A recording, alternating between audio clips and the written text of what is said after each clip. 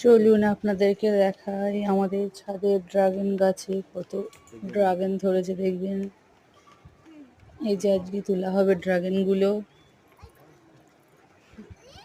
তাও এমন বেশি গাছ নেই, 2টো গাছ আছে।